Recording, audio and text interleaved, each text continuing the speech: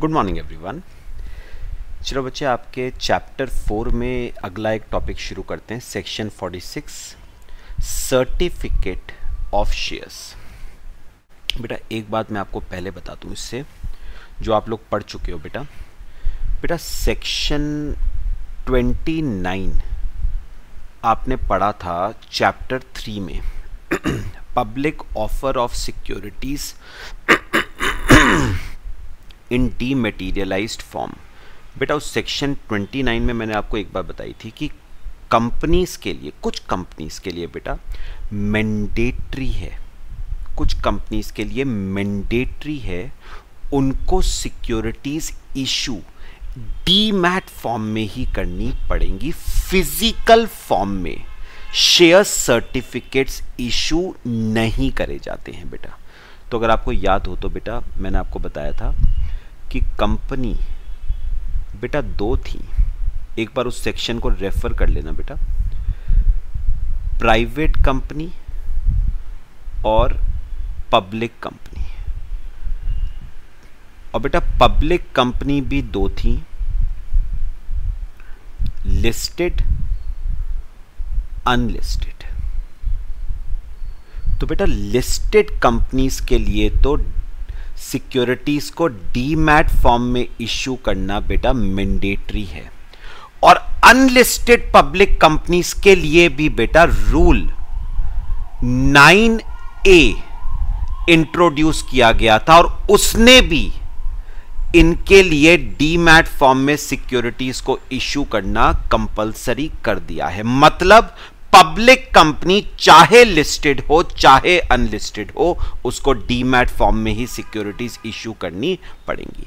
However बेटा private companies के लिए ऑप्शनल है। ऑप्शनल मतलब वो डीमैट फॉर्म में इश्यू करना चाहते हैं कर सकते हैं, वो सिक्योरिटीज को फिजिकल फॉर्म में इश्यू करना चाहते हैं वो भी कर सकते हैं। तो इनके लिए बेटा ऑप्शनल है। Public company B it listed B it unlisted, उनके लिए मैंडेटरी है, उनको सिक्योरिटीज डीमैट फॉर्म में ही इश्यू करनी पड़ेंगी। ठीक है, चलो अब बात करते हैं बेटा सेक्शन 46 जो कि बात करता है सर्टिफिकेट ऑफ शेयर्स की। देखो मीनिंग बेटा वो क्या कह रहा है। अ शेयर सर्टिफिकेट, पहले मुझे एक बार बताओ बेटा, शेयर सर्टिफिकेट फिजिकल फॉर्म में सिर्फ कौन इश्यू कर सकती है बेटा? प्राइवेट कंपनी ही इश्यू कर सकती है।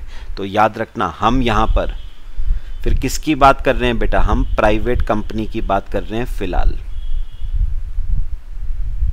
तो फिलहाल हम कौन सी कंपनी की बात कर रहे हैं बेटा? प्राइवेट कंपनी की, क्योंकि share certificate issue private company ही कर सकती है बेटा। Public company share certificates physical form में इशू नहीं कर सकती। Share certificate is a prima facie evidence. बेटा प्राइमा फेसी का मतलब होता है एकदम साफ साफ, मतलब क्लियर।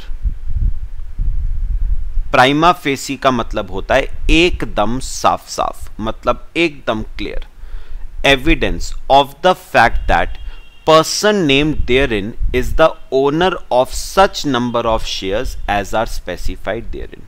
बेटा उन्होंने कहा है जो कंपनी पब्लिक को, कंपनी किसी पर्सन को जो शेयर सर्टिफिकेट इशू करती है ना, वो एक पक्का पुख्ता सबूत है।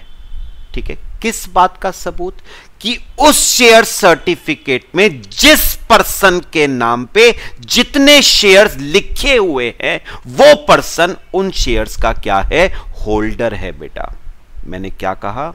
शेयर सर्टिफिकेट एक पक्का सबूत है, पुख्ता सबूत है। किस बात का सबूत? कि उस शेयर सर्टिफिकेट में जिस पर्सन के नाम पे जितने शेयर्स मेंशन्ड हैं वो पर्सन उन शेयर्स का होल्डर है। पक्का? तो शेयर सर्टिफिकेट इस बात का सबूत है कि जिस पर्सन के नाम पे जितने शेयर्स उस शेयर सर्टिफिकेट में मेंशन्ड हैं वो पर्सन उतने शेयर्स का होल्डर है। पक्का? तो कल को आपसे कोई भी पूछे क्या सबूत है आपके पास कि आप इस कंपनी के इतने शेयर्स होल्ड करते हो, तो बेटा उसके मुंह पे दे मारना। क्या दे मारना? शेयर सर्टिफिकेट दे मारना। ये देखो सबूत, इसमें मेरे नाम पे 5000 शेयर्स लिखे हुए हैं, इसका मतलब मैं इस कंपनी के 5000 शेयर्स क्या करता हूं? होल्ड करता हूं बेटा। ठीक है, चलो आगे चलते हैं, ध्यान से सुनना है बेटा। बेटा सबसे पहले हम पढ़ेंगे rule 5 of companies share capital and debentures rules 2014। अच्छा, ये रूल 5 किससे डील करता है बेटा? Legal requirements with respect to issue of share certificates when shares are not in demat form. बेटा ये वाला रूल 5 सिर्फ बात करता है उन शेयर सर्टिफिकेट्स की जब सिक्योरिटीज इशू डीमैट फॉर्म में नहीं होती हैं। मतलब ये रूल 5 सिर्फ फिजिकल शेयर सर्टिफिकेट से डील करता है बेटा। डीमैट फॉर्म में जब सिक्योरिटीज इश्यू होती हैं उससे ये डील नहीं करता है। ठीक है, तो ये वाला रूल 5 सिर्फ अप्लाई तब करेगा when securities are issued in physical form, when share certificates are issued in physical form. अगर डीमैट फॉर्म में इशू हो रही है सिक्योरिटीज, रूल 5 एप्लीकेबल नहीं होगा। चलो पढ़ते हैं बेटा, बहुत सिंपल है। देखो रेजोल्यूशन, उसने कहा where a company issues any share capital, no certificate of any share और shares held in the company shall be issued except in pursuance of a resolution passed by the board। मैं आपको एक diagram बना के बताता हूं बेटा, rule 5 उसी में हम सारे पॉइंट्स कवर करेंगे। रूल 5 क्या कहता है? देखो बेटा ये कंपनी है, ये कंपनी है, ठीक है, और ये एक पर्सन है मिस्टर ए। बेटा मिस्टर ए ने इस कंपनी के परचेज करे 5000 शेयर्स।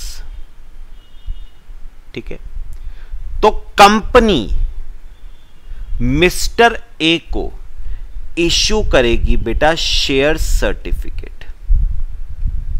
कंपनी मिस्टर ए को सबूत के तौर पे क्या इश्यू करेगी बेटा? शेयर सर्टिफिकेट इश्यू करेगी। अब रूल 5 क्या कहता है बेटा? सुनना ध्यान से बेटा, रूल 5 कहता है शेयर सर्टिफिकेट तब तक इश्यू नहीं हो सकता जब तक बोर्ड मीटिंग में क्या ना पास हो जाए बेटा? बोर्ड रेजोल्यूशन ना पास हो जाए। तो शेयर सर्टिफिकेट इशू करने के लिए बेटा बोर्ड ऑफ डायरेक्टर्स की मंजूरी जरूरी है बेटा। तो आपको पहले बोर्ड ऑफ डायरेक्टर्स का कंसेंट लेना पड़ेगा by passing a board resolution, उसी के बाद आप शेयर सर्टिफिकेट इशू कर सकते हो। यह फर्स्ट रिक्वायरमेंट है बेटा। ठीक है, अब पढ़ो second, form of share certificate, form SH1। बेटा एक बात याद रखना, ये जो शेयर सर्टिफिकेट इशू होगा ना, सेकंड पॉइंट, ये इशू होगा फॉर्म SH1 में। SH मतलब शेयर कैपिटल या शेयर्स कह लो आप। ठीक है, तो शेयर सर्टिफिकेट का फॉर्म कौन सा होगा? SH1। अच्छा, फिर बेटा कंटेंट्स ऑफ SH1 मतलब शेयर सर्टिफिकेट में क्या क्या बातें मेंशन होगी? Name of the person in whose favour the certificate is issued, number of shares and amount paid thereon. सुनो बेटा, बेटा फॉर्म SH1 में कंटेंट्स क्या क्या आएंगे बेटा? पहला, नेम ऑफ पर्सन जिसके फेवर में बेटा शेयर सर्टिफिकेट इश्यू हो रहा है, तो शेयर सर्टिफिकेट मिस्टर ए के फेवर में इश्यू हो रहा है बेटा, तो मिस्टर ए का नाम आएगा। कितने शेयर्स वो होल्ड करता है, 5000 शेयर्स वो होल्ड करता है, ठीक है। और तीसरा पेड अप, कितना अमाउंट उसने इन 5000 शेयर्स पे पे करा, तो 5000 शेयर्स पे 10 रुपए के हिसाब से सपोज उसने कंपनी को 50,000 रुपीस क्या करा है पे। तो ये तीनों बातें आपके बेटा शेयर सर्टिफिकेट में मेंशन करी जाएंगी। किसको इश्यू किया गया है शेयर सर्टिफिकेट, कितने शेयर्स का वो शेयर सर्टिफिकेट है, और तीसरा कितना अमाउंट उस पर्सन ने उन शेयर्स पे किया है, ठीक है। फिर बेटा सिग्नेचर, वेरी वेरी इंपॉर्टेंट, ये आप पढ़ चुके हो बेटा। सिग्नेचर, शेयर सर्टिफिकेट पे सिग्नेचर किसका आएगा, मेरी बात सुननी है सबने ध्यान से बेटा। शेयर सर्टिफिकेट पे 4th पॉइंट, साइन किसका आएगा, तो बेटा साइन के लिए उन्होंने कहा, साइन के लिए अगर कहा कि क्या कंपनी के पास कॉमन सील है या नहीं। बेटा आपको अच्छी तरह पता है पहले कॉमन सील रखना मैंडेटरी होता था, बट कंपनीज अमेंडमेंट एक्ट में इसको बेटा ऑप्शनल कर दिया गया है। मतलब कंपनीज के लिए अब कॉमन सील रखना कंपलसरी नहीं है, ऑप्शनल है। तो पूछो कंपनी से क्या आपके पास कॉमन सील है या नहीं। Company has a common seal, company के पास बेटे कॉमन सील है, ठीक है। तो बेटा अगर तो कंपनी के पास कॉमन सील है तो शेयर सर्टिफिकेट पे लगेगी कॉमन सील। शेयर सर्टिफिकेट पे क्या लगेगी, कॉमन सील। अच्छा, अगर कॉमन सील नहीं है, company does not have common seal, company does not have common seal, तो फिर बेटा देखने वाली बातें दो हैं। क्या कंपनी में कंपनी सेक्रेटरी है या नहीं। Company has a company secretary, और दूसरा company does not have a company secretary. तो कंपनी के पास कंपनी सेक्रेटरी है या नहीं।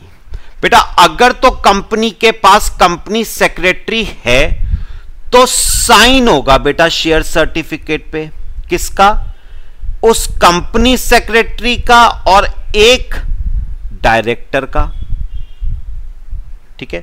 और अगर कंपनी सेक्रेटरी नहीं है बेटा तो साइन होगा दो डायरेक्टर्स का उस शेयर सर्टिफिकेट पे। बात समझ आई बेटा। अगर कॉमन सील है तो कॉमन सील लगा दो, अगर कॉमन सील नहीं है तो सिग्नेचर आएगा, किसका, अगर कंपनी सेक्रेटरी है तो कंपनी सेक्रेटरी और एक डायरेक्टर का, अगर नहीं है कंपनी सेक्रेटरी तो दो डायरेक्टर्स का साइन।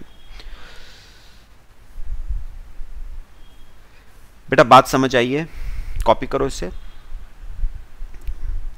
तो चार बातें बेटा हमने डिस्कस कर ली हैं। बोर्ड रेजोल्यूशन पास करना पड़ेगा, शेयर सर्टिफिकेट फॉर्म SH1 में इशू किया जाएगा, कंटेंट्स 3 आएंगे शेयर सर्टिफिकेट में, पर्सन का नाम, नंबर ऑफ शेयर्स और अमाउंट जितना उसने पे करा है, और चौथा सिग्नेचर आएगा।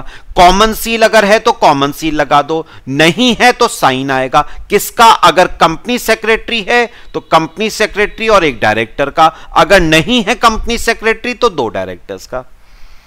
तो चार बातें अभी तक हमने डिस्कस करी हैं रूल 5 की, ठीक है। और बेटा लास्ट बात इसमें, अब ये देखना बेटा, अच्छा एक बात उन्होंने और कही है यहां पर, ओपीसी के केस में, ओपीसी बेटा 1 पर्सन कंपनी के केस में, 1 पर्सन कंपनी में बेटा एक ही मेंबर होता है और एक ही डायरेक्टर होता है, तो दो डायरेक्टर्स के साइन तो आ ही नहीं सकते क्योंकि मिनिमम आपको एक ही डायरेक्टर चाहिए।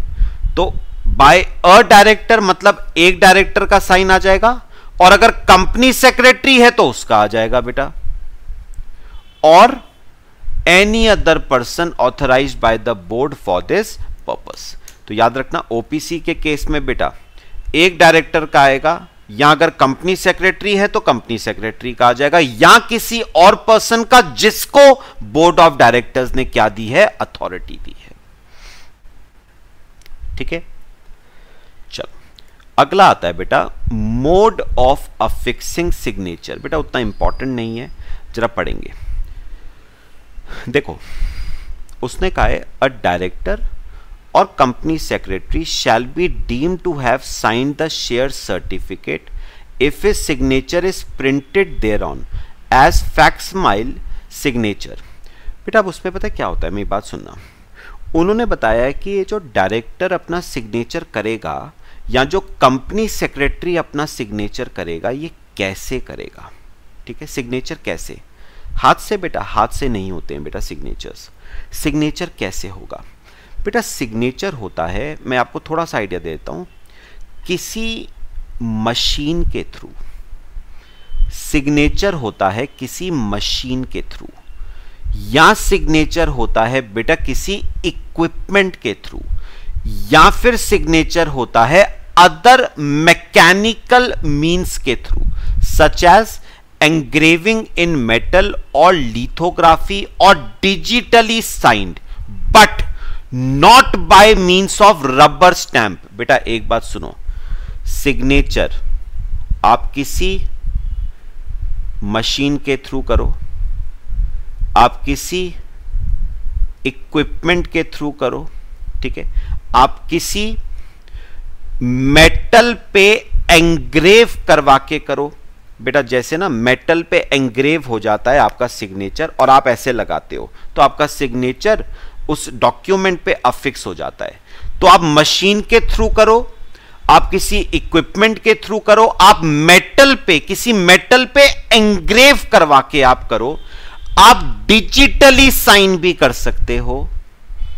डिजिटल सिग्नेचर्स होते हैं ना बेटा, आप डिजिटली भी साइन कर सकते हो, बट बेटा रबर स्टैंप के थ्रू नहीं करना है, रबर स्टैंप के थ्रू नहीं करना है। तो आप किसी मशीन के थ्रू करो, इक्विपमेंट के थ्रू करो, मेटल के थ्रू करो, डिजिटली करो, कोई फर्क नहीं पड़ता बेटा, बस रबर स्टैंप के थ्रू नहीं करना है। ठीक है, फिर उसने कहा है प्रोवाइडेड दैट डायरेक्टर और company secretary shall be personally responsible for permitting the affixation of his signature and safe custody of any machine, equipment और other material used for the purpose। बेटा उन्होंने एक बात साफ कही है कि डायरेक्टर और कंपनी सेक्रेटरी जिम्मेदार होंगे बेटा किस चीज के लिए, किस चीज के लिए, इन चीजों की सेफ कस्टडी के लिए,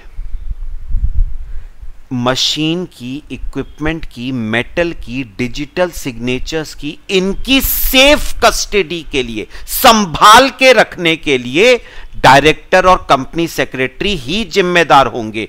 उन्हीं की परमिशन से ये सिग्नेचर्स किए जाएंगे, वही रिस्पॉन्सिबल होंगे इन machine, equipment, metal, digitally signature को संभाल के रखने के लिए। कल को मिसयूज हो जाए तो हमें जिम्मेदार मत ठहराना, डायरेक्टर और कंपनी सेक्रेटरी खुद जिम्मेदार होंगे।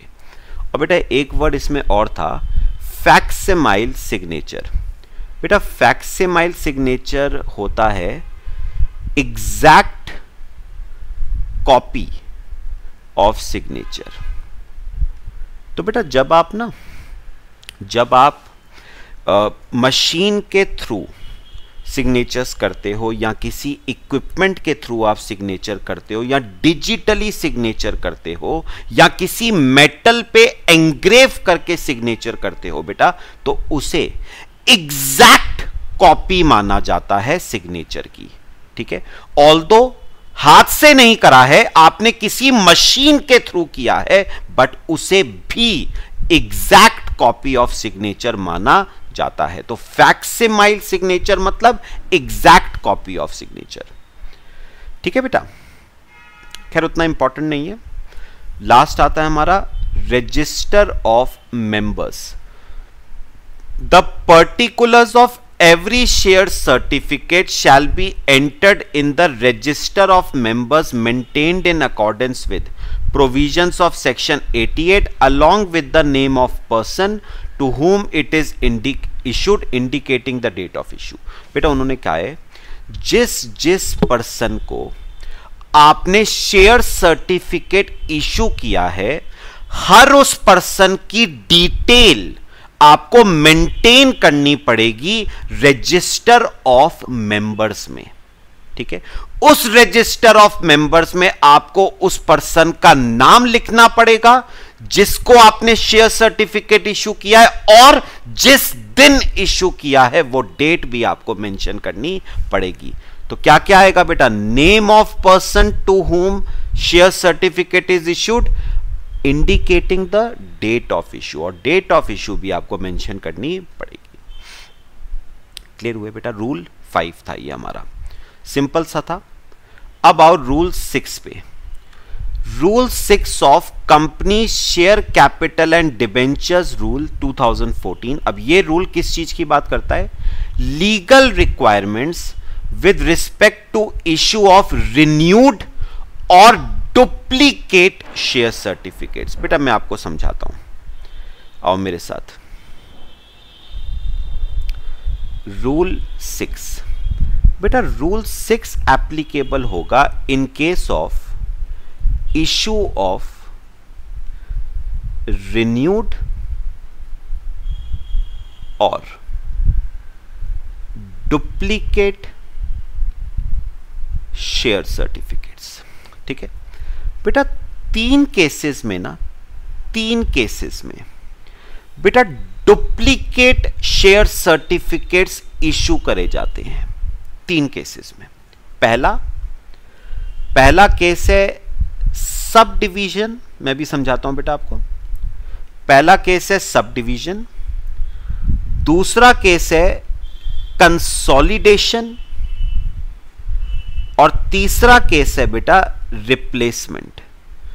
तो 3 केसेस में शेयर सर्टिफिकेट डुप्लीकेट इशू किया जाता है बेटा। डुप्लीकेट मतलब सेकंड कॉपी। डुप्लीकेट का क्या मतलब हुआ? Second copy. Second copy 3 cases में बेटा। क्या है बेटा ये 3 केसेस? मैं ऊपर वाला एग्जाम्पल ही कंटिन्यू कर रहा हूं बेटा। बेटा मिस्टर ए ने बताना कंपनी के कितने शेयर्स खरीदे थे बेटा? 5000 शेयर्स, और एक शेयर था बेटा 10 रुपए का।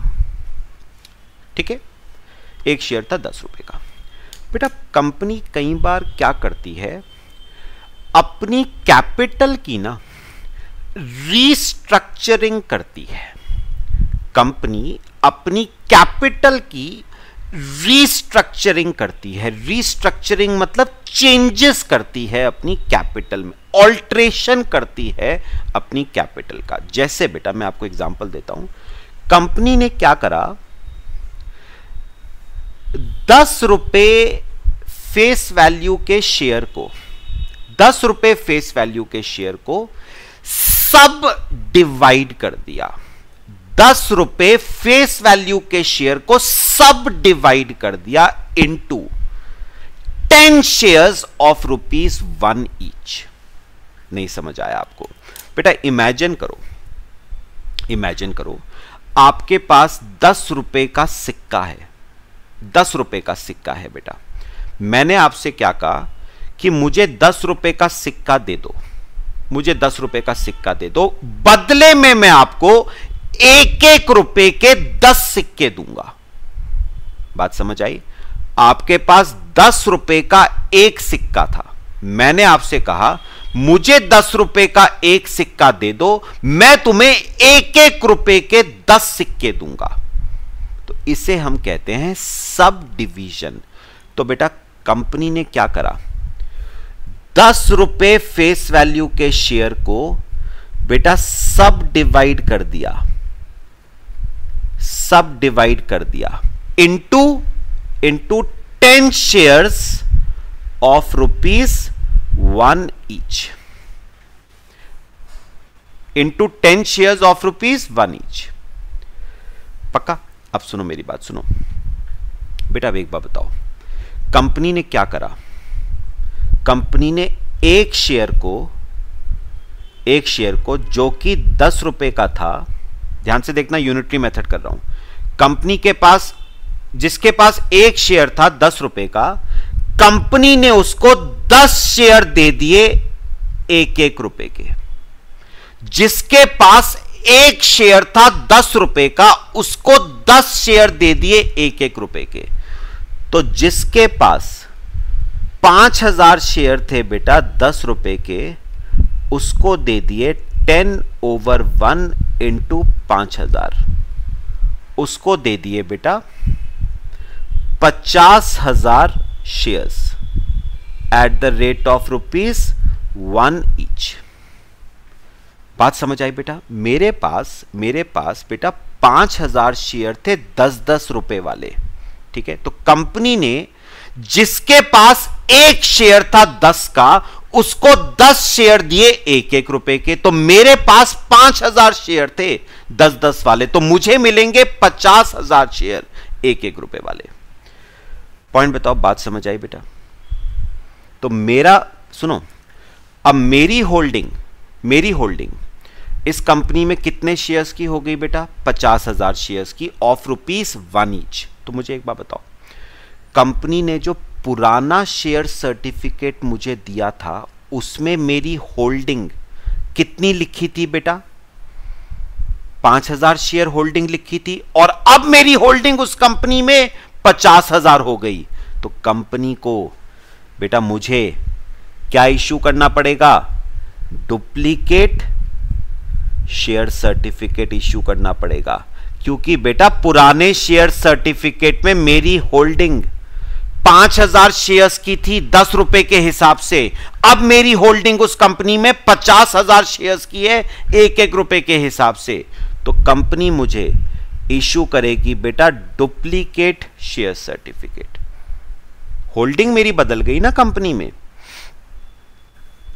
बताओ, ये पहला केस है जहां पर डुप्लीकेट शेयर सर्टिफिकेट क्या किया जाता है? Issue, sub division. ठीक है, कॉपी करो बेटा, फिर मैं अगला कराता हूं आपको।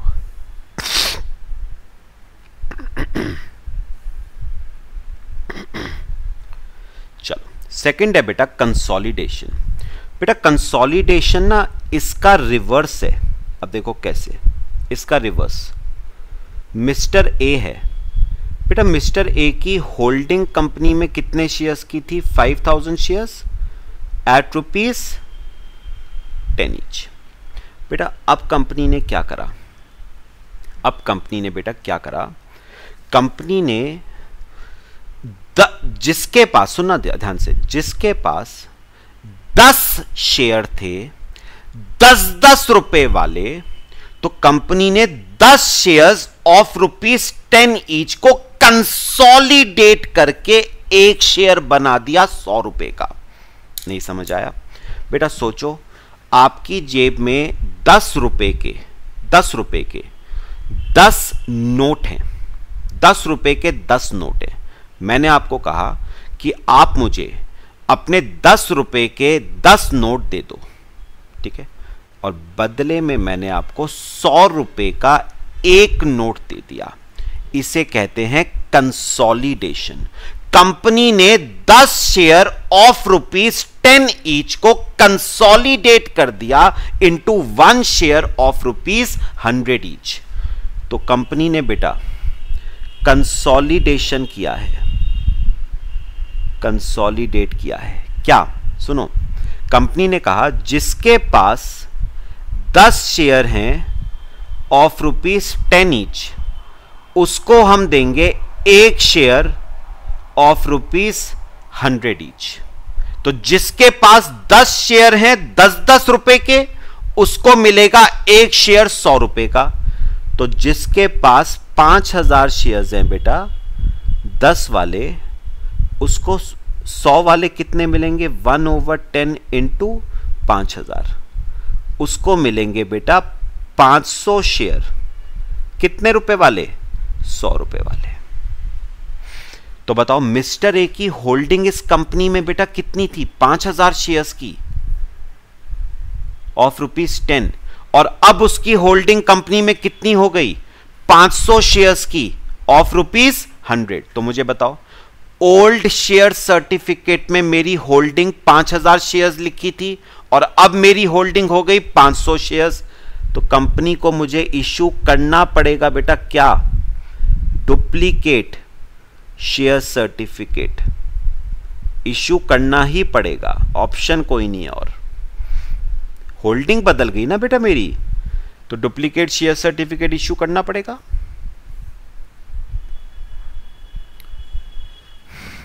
लो बेटा कॉपी करो। This is consolidation.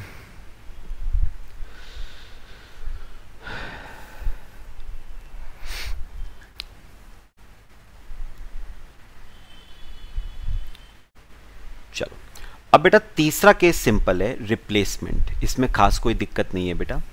बेटा रिप्लेसमेंट में क्या होता है, इमेजिन करो एक सिचुएशन, मेरा जो शेयर सर्टिफिकेट था ना ओरिजिनल वाला, वो खो गया, वो बेटा खो गया। तो मैं कंपनी से मांग सकता हूं डुप्लीकेट शेयर सर्टिफिकेट, और कंपनी मुझे बेटा छोटी सी फीस मुझसे चार्ज करेगी। मैक्सिमम वो फीस 50 रुपए तक हो सकती है, और मुझे वो क्या इश्यू कर देगी? Duplicate share certificate. या मेरा पुराना शेयर सर्टिफिकेट बेटा दीमक खा गई, डिस्ट्रॉय हो गया बेटा, दीमक खा गई, ठीक है, फिर से मैं कंपनी के पास अप्लाई कर सकता हूं डुप्लीकेट शेयर सर्टिफिकेट के लिए। कंपनी मुझसे एक छोटी सी फीस लेगी बेटा, मैक्सिमम 50 रुपए तक की, और मुझे इश्यू कर देगी डुप्लीकेट शेयर सर्टिफिकेट। या फिर बेटी टॉन हो गया, फट गया बेटा आपका, म्यूटिलेटेड, वही मतलब है बेटा, म्यूटिलेटेड, डीफेस्ड, मतलब सबके सेम ही है बेटा। ओल्ड हो गया शेयर सर्टिफिकेट, वॉर्न आउट हो गया, इन सब का मतलब बेटा सेम ही है। Torn, mutilated, डिफेस्ड, old, worn out, सबका मतलब बेटा सेम ही है। तो इस केस में भी आपको क्या इश्यू किया जाएगा? Duplicate share certificate.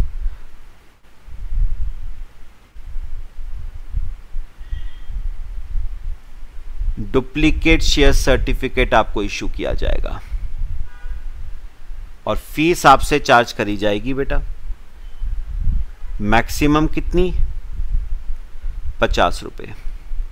मैक्सिमम 50 है बेटा, इससे कम हो सकती है, इससे ज्यादा नहीं हो सकती। सब बताओ 3 केसेस क्लियर हुए जब डुप्लीकेट शेयर सर्टिफिकेट इश्यू करे जाते हैं बेटे। कॉपी करो इसे, फिर हम आगे चलते हैं।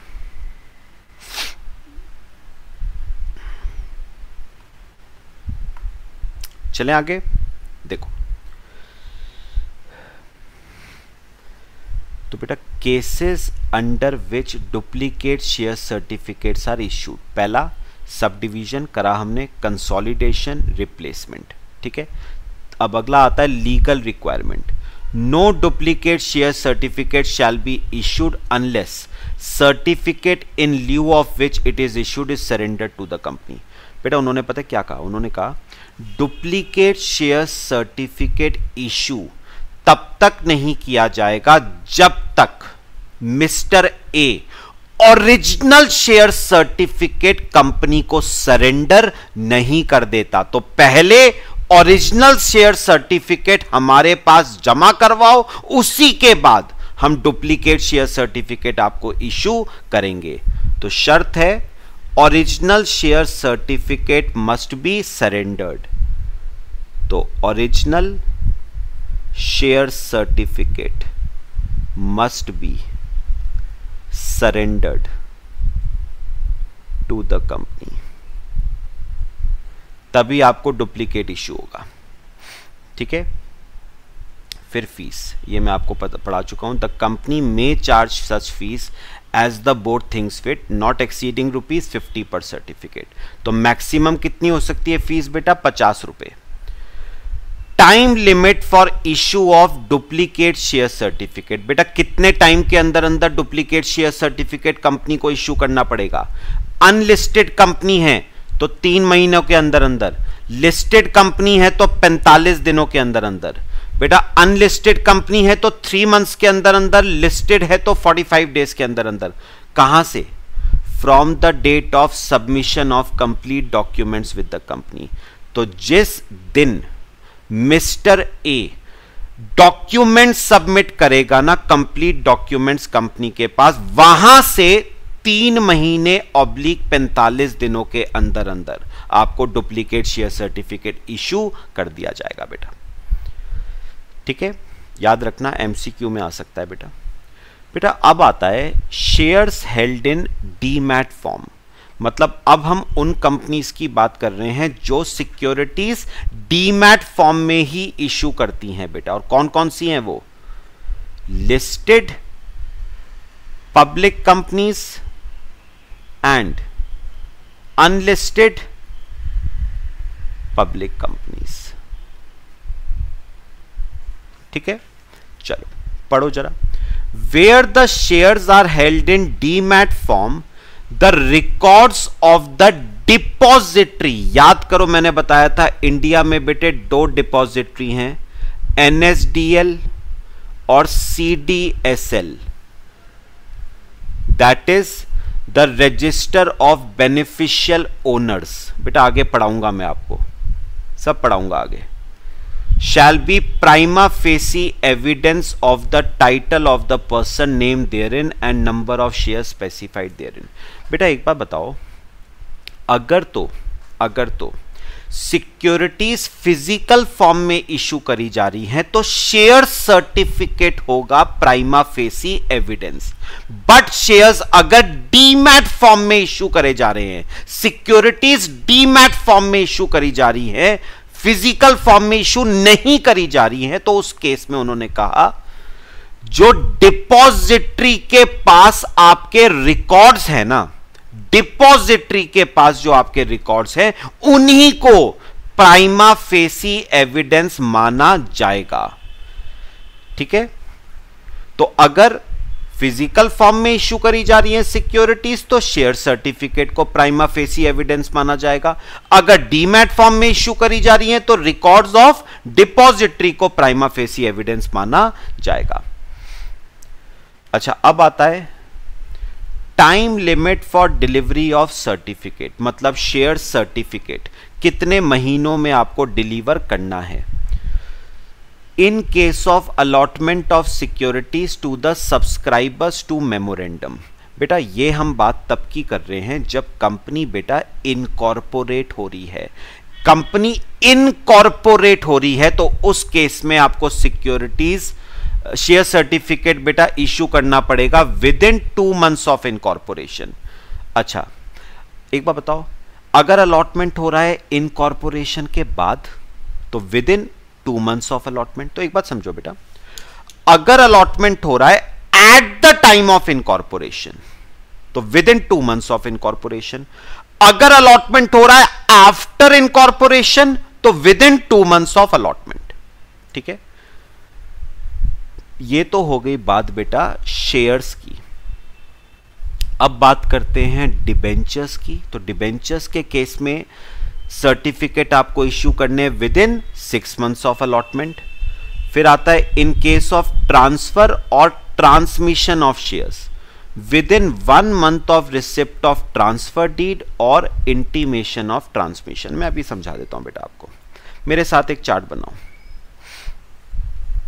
लिखो time limit for delivery of certificates. आपको सर्टिफिकेट्स कितने समय के अंदर अंदर डिलीवर करने हैं। तो इसमें बेटा 3 केसेस हैं। 3 केसेस हैं। कौन कौन से 3? पहला, securities allotted at the time of incorporation. तो अगर सिक्योरिटीज अलॉट करी गई हैं इनकॉर्पोरेशन के वक्त, किसको? To the subscribers of memorandum, जिनका नाम मेमोरेंडम ऑफ एसोसिएशन के सब्सक्रिप्शन क्लॉज में मेंशन्ड है, उनको सिक्योरिटीज अलॉट करी गई हैं at the time of incorporation. तो बेटा आपको सर्टिफिकेट इश्यू करना पड़ेगा within 2 months of incorporation. तो इनकॉर्पोरेशन के 2 महीनों के अंदर अंदर आपको सर्टिफिकेट्स इश्यू करने पड़ेंगे। अच्छा, अगला केस आता है, अगर सिक्योरिटीज अलॉट हुई हैं आफ्टर इनकॉर्पोरेशन, इनकॉर्पोरेशन के बाद, आफ्टर इनकॉर्पोरेशन सिक्योरिटीज अलॉट हुई हैं, तो इसमें बेटा 2 बातें आती हैं।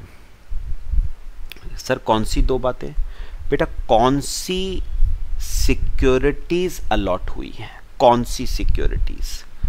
शेयर्स अलॉट करे गए हैं आफ्टर इनकॉर्पोरेशन या डिबेंचर्स अलॉट करे गए हैं आफ्टर इनकॉर्पोरेशन?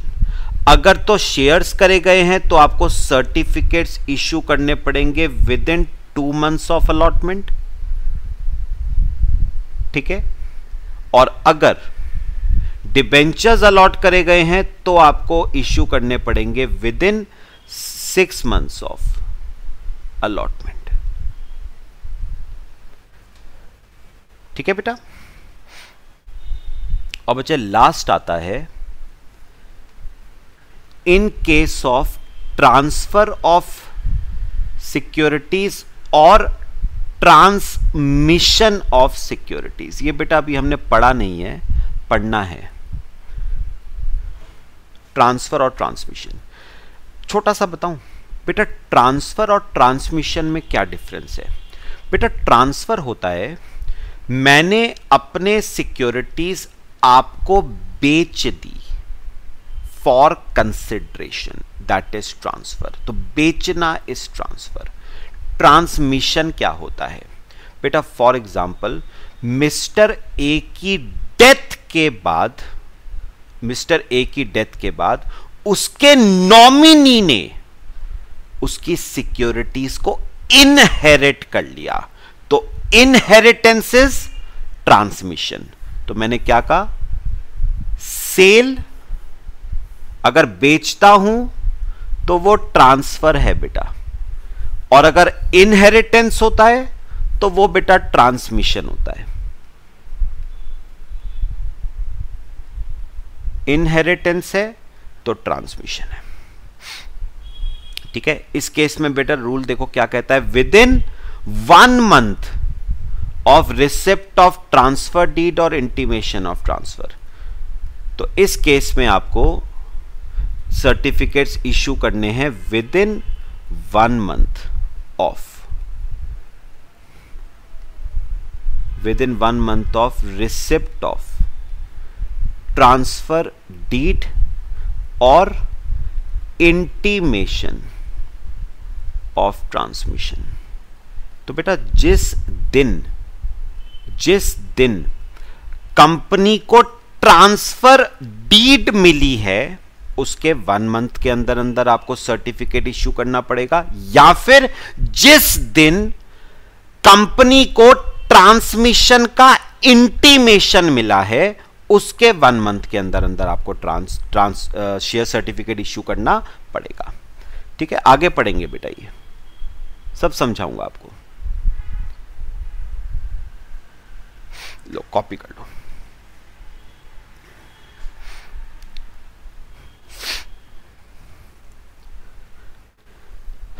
समझ आ गया बेटा? चलो, और लास्ट आता है बेटा हमारा estoppel created by a share certificate. Simple है बेटा, एस्टॉपल एज टू टाइटल। बेटा वो क्या कह रहा है, company can not deny the validity of title of a bona fide person. बेटा बोनाफाइड पर्सन कौन होता है? जो रियल होता है बेटा, जो जेन्युइन पर्सन होता है, whose name is specified in the share certificate. बेटा एक बात याद रखना, अगर किसी पर्सन का नाम शेयर सर्टिफिकेट में मेंशन्ड है ना, तो माना जाएगा उसी के पास उन शेयर्स का टाइटल है। बेटा टाइटल वर्ड तो फाउंडेशन में आपने बहुत पढ़ा है। टाइटल मतलब ओनरशिप। तो अगर किसी पर्सन का नाम शेयर सर्टिफिकेट में मेंशन्ड है तो माना जाएगा कि वही पर्सन उन शेयर्स का ओनर है। कंपनी डिनाई नहीं कर सकती है कि नहीं, आप इन शेयर्स के ओनर नहीं हो। ठीक है, अगला भी यही है, estoppel as to amount paid up. उन्होंने कहा the company can not deny against a bona fide person that amount specified as being paid up on the shares has not actually been paid up. बेटा एक बात बताओ, share certificate पे amount paid up भी mention होता है, मतलब mister A ने 5000 शेयर्स पे कितना पैसा कंपनी को पे करा है वो मेंशन होता है शेयर सर्टिफिकेट पे। बेटा कंपनी डिनाई नहीं कर सकती है कि नहीं, आपने इतना पैसा पे नहीं करा है। Share certificate is a prima facie evidence कि जिसका नाम शेयर सर्टिफिकेट पे मेंशन्ड है वही ओनर है, और जितना अमाउंट पेड अप मेंशन्ड है उतना ही अमाउंट पे किया जा चुका है इन शेयर्स पे। It is a prima facie evidence. Company इस बात से फ्यूचर में मुकर नहीं सकती है। लो बेटा, हमारा सेक्शन 46 बेटा इसी के साथ खत्म हो गया। मेरे ख्याल से बेटा पूरा क्लियर हुआ है सबको। चलो बाकी नेक्स्ट क्लास में डिस्कस करेंगे। Till then thank you.